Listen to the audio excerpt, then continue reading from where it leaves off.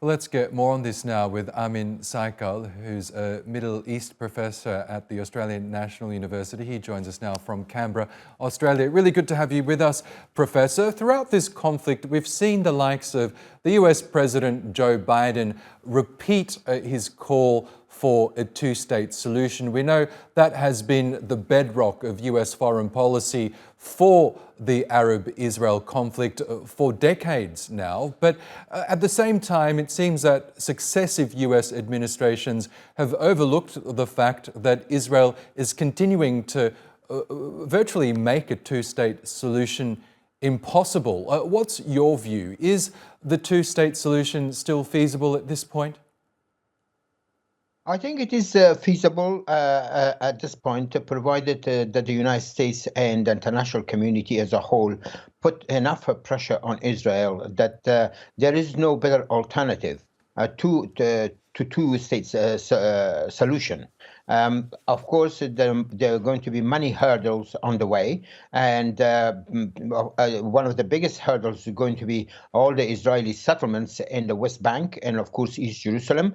There are something like 700,000 settlers who moved in there, and they've made a life for themselves, and it's going to be very difficult to dislodge them. But we also know that in the past, for example, when Ariel Sharon withdrew from Gaza, he packed up all the settlements and made a withdrawal. But of course, at the same time, it imposed a blockade of Gaza from the land, and sea, and the air.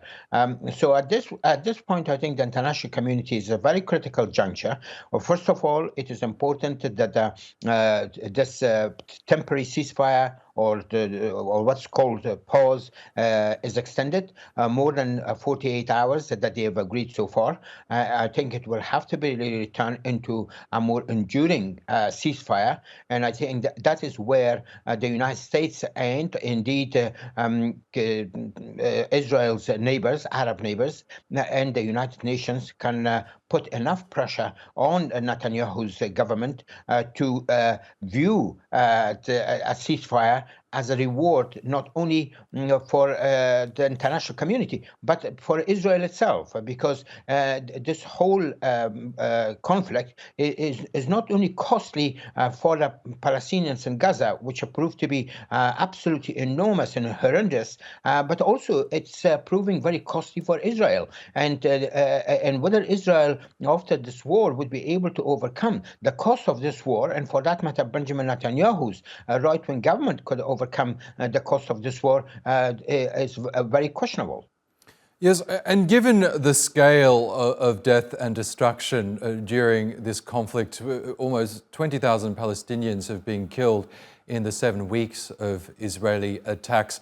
Many analysts are seeing this as a watershed moment in terms of achieving a longer-term post-ceasefire settlement. Do you agree with that view? Well, given the scale of the violence we've seen in this conflict, will that encourage all the major players in this conflict to come up with, I guess, a more permanent solution?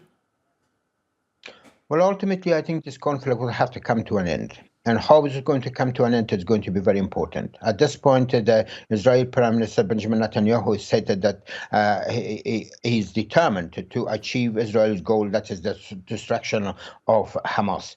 But we know that in the past, Israel has tried, for example, to destroy Hezbollah in Lebanon, as it attempted in 2006, and ultimately really failed. And I think it would be a clear warning to Benjamin Netanyahu that it may not be able to achieve his goal completely.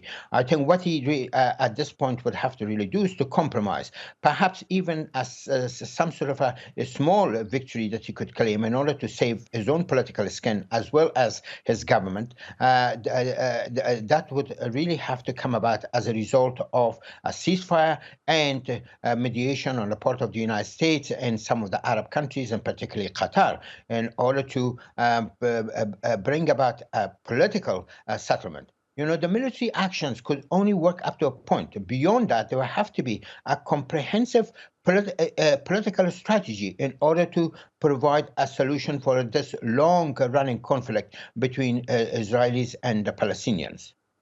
And what does this mean for the Palestinian leadership? Because we know that the Palestinian Authority is nominally in control of a small section of the occupied West Bank, but a growing number of Palestinians, it seems, are unhappy with the leadership of Mahmoud Abbas, especially during this latest conflict. What do you think is the outlook for the PA?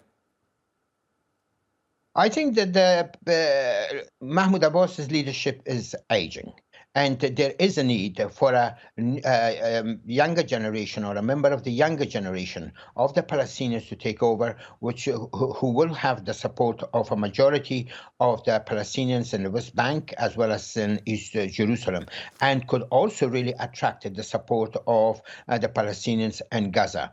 That means that what could possibly really work in terms of bringing about a peaceful resolution or a peaceful settlement of the conflict is for the leadership in both PA as well as in Israel would need to change. I don't think that Prime Minister Benjamin Netanyahu will be able to survive this conflict for very long after it's ended. The political knives will be out for him because in many ways he's failed not only the Palestinians and the international community, but more specifically and more deeply the Israelis themselves. And I think there are many, many people in Israel that would like to see the back of Netanyahu. And at the same time, I think there are many Palestinians who would like to see the back of Mahmoud Abbas. And therefore, to elect a new leadership which represents a majority of the Palestinian people, particularly the younger generation of Palestinians who form a majority of the population. Okay, Professor Amin Saikal, we'll have to leave it there. Thank you so much for sharing your analysis with us on TRT World.